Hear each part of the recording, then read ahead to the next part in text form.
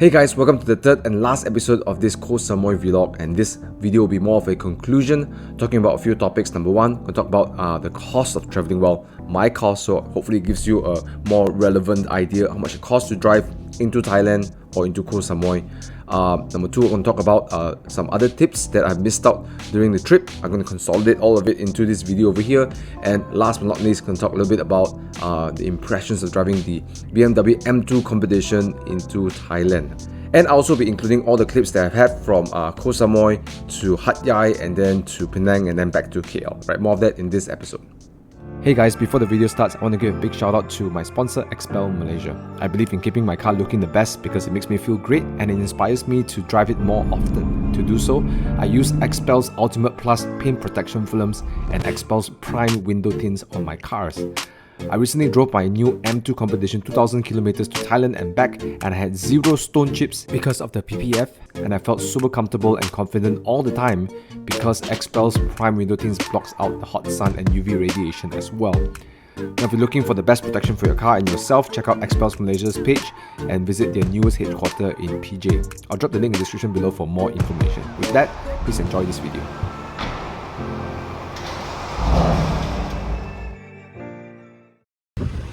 Hey guys, so today is the day we depart Koh Samui.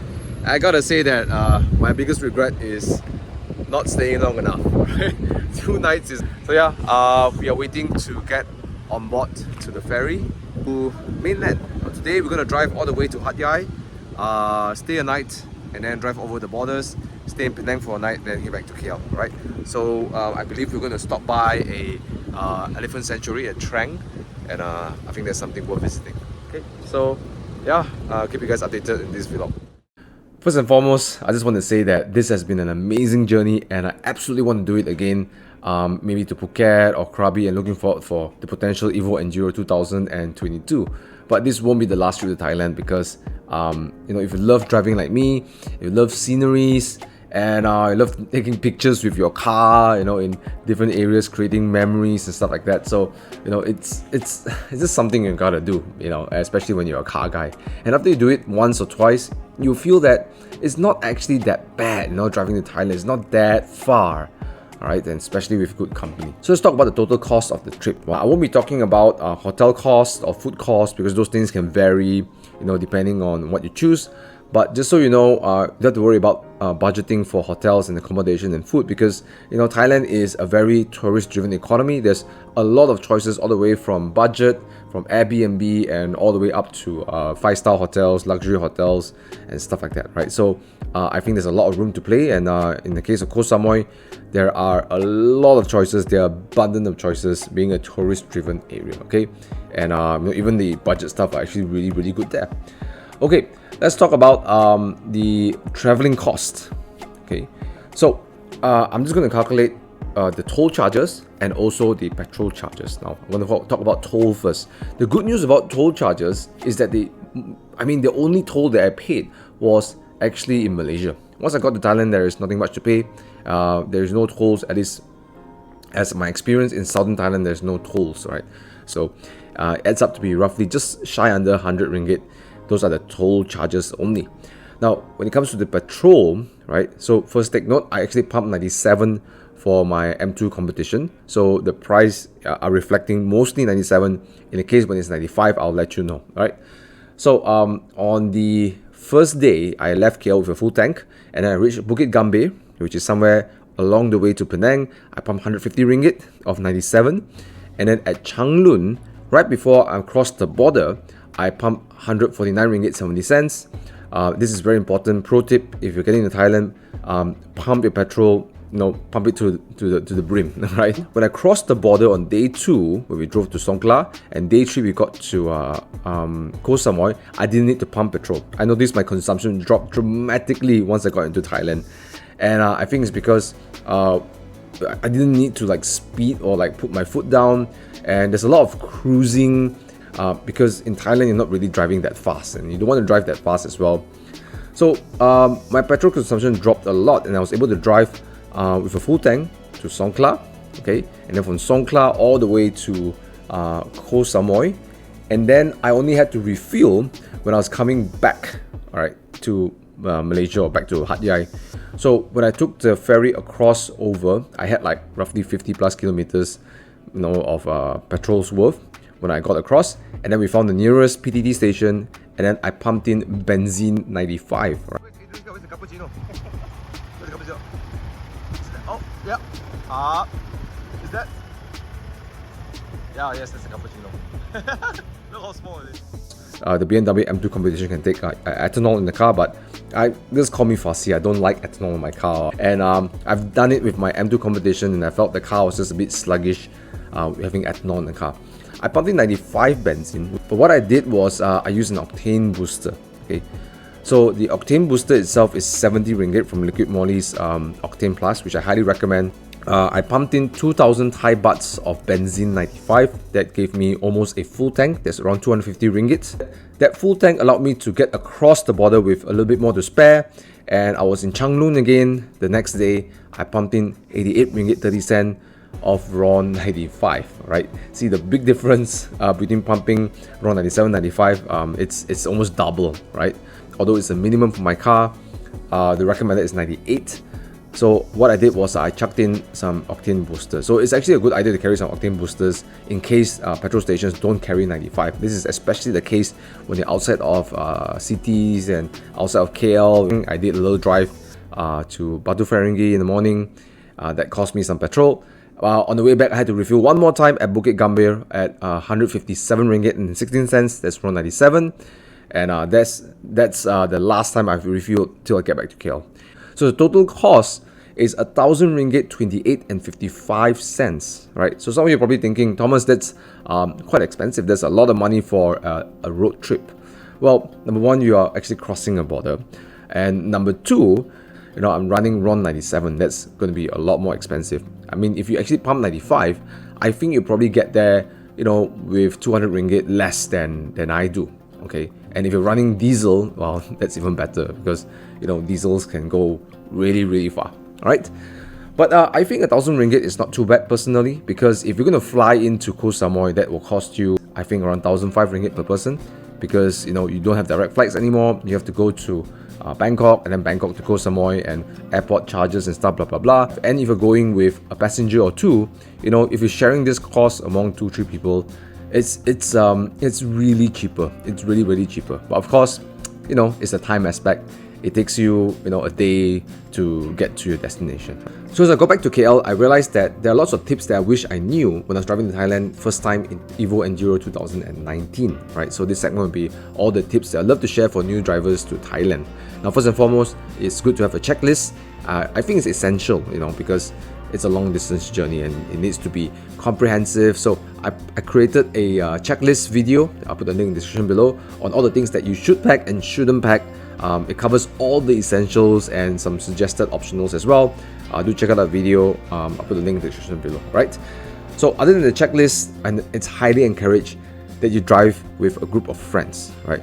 Not only it's more fun because you have people around you, maybe it's just 1 or 2 cars, or maybe 2 or just even 1 extra person.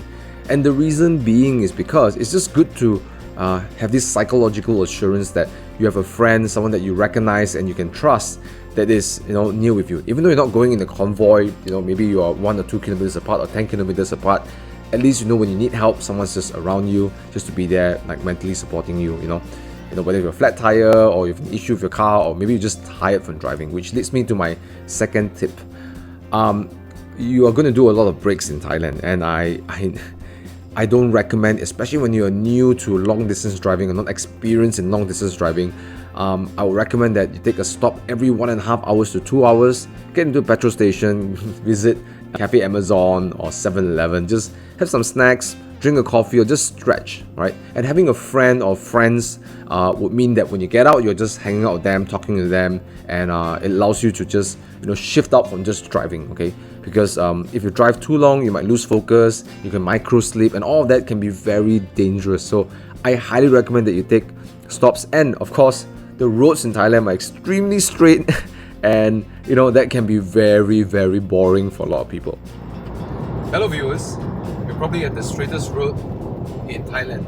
This is the straightest road in the world. And even for me, it just became so mundane and repetitive that, you know, you just sort of like shut down, right? So lots of stops would be really, really helpful. One that I really stress again is prioritize safety. Anytime in Thailand, I would recommend that you switch on from just enjoying like driving, especially those of you who like driving a little faster, you know, like maybe me, right? Just to switch into a completely defensive drive in Thailand, right? Now, in Thailand, we are visitors, and you may have the right of passage sometimes, but look, if you get into an accident, it's going to ruin your holiday, number one.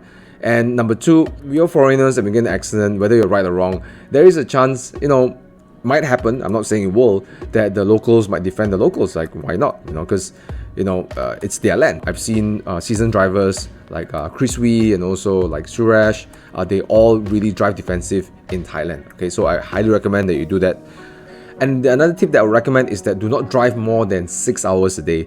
Of course, you know, you're having your stops and stuff like that, but especially when you are a newbie driver or you're not so experienced in long distance driving, it can be very tiring and it kind of robs you from enjoying the rest of the day. But also it just eases out the tiredness, the fatigue from driving. Okay. The last one I'll recommend is that do not travel in dusk, especially in South Thailand, right? So right before the sun actually sets, it becomes a little bit dangerous. There's a few reasons why we discourage from driving in the dusk. Number one is not exactly night and not exactly like bright in the day. So some motorists will turn on their lights, some won't turn on their lights. That makes some of them invisible, especially when the car is like silver color or red color or orange color, or you know, somewhere in between the dusk colors, right? So what we did was, when dusk was on us and we haven't arrived at Hat Yai, we took a break and just waited out till it gets a little bit darker. Now that's pretty much all the tips I can think off my head. If you do have any, those of you who are seasoned drivers, you can just drop in the comment section below. I would highly recommend that you do so, because you know, you want to make sure that everyone goes to Thailand and enjoy a good time and come back safely, right? And look, my M2 competition is super dirty. Yeah, I can't wait to clean it. I made a joke that this is going to be M2C, M2 chocolate, not M2 competition. Look at all that brick dust. All the bug spatter and yep. So let's talk about the BMW M2 competition. So some of you have been following my vlogs. I've owned this car for a week plus, and then I'm already in Thailand, right? So is it comfortable for a long distance journey? Actually, it's quite bearable. You know, it's not comfortable, and I wouldn't say that's the word to describe the M2 competitions, right? But actually it's very bearable, especially when Thai roads are actually quite smooth. And even Malaysian roads, I personally, this is a personal thing, actually am very okay with the ride firmness of the M2 competition. And when you're doing a road trip, you know, the M2 competition is a bit of an overkill, right? So in order to really experience the full money's worth of M2 competition, I feel you have to really gun it and push it. But when you're in a road trip, especially in Thailand, you're not really gunning. Even in twisty roads in Thailand, I'm just really holding back. So yeah, you don't need a powerful car in Thailand. In fact, I watched Chris Wee's Wajah just perform just as well. Like we weren't going any faster, we were going in the same speed. And even Adrian's Cappuccino, which has 60 plus horsepower, we were all going at the same speed. So it doesn't matter if I had 400 horsepower or Adrian's Cappuccino had 60 horsepower. We were all actually just arriving at each of destination at the same time. But overall impression is that I'm actually kind of surprised that it was very bearable. At no point of the trip I felt like saying, well, this is too stiff for me, I'm done. You know, in fact, I don't mind doing another trip or a third trip with this kind of ride firm. Right? So next trip I'm doing is I'm going all the way to Greece, attending a cousin's wedding. But over there I'll be renting hopefully a Fiat 500, driving around Greece, and then I'm flying to Mallorca to visit Alex XTM Rock, our colleague, and he has a Boxster Spider, the exact same model as I have. We're going to drive on some of the most amazing roads of Mallorca, and then I'm going to visit back in Greece, Meteora, driving another Fiat. That will be another series of vlogs, so I'll somehow manage that during my travel. Right? If you don't want to miss out those vlogs, hit the subscribe button, turn on the bell notification when new videos are up, and you can just, if you want to just chat with me and hang with me, just you know where to find me on Instagram, Thomas Yap Official. Just drop me a message, then we just hang out over there, and I'll be posting pictures, updating my trip and stuff like that. Hopefully it inspires you to do more trips as well. Thank you so much for watching, and see you in another video. And till then, keep it 100%. Love you guys, and peace out.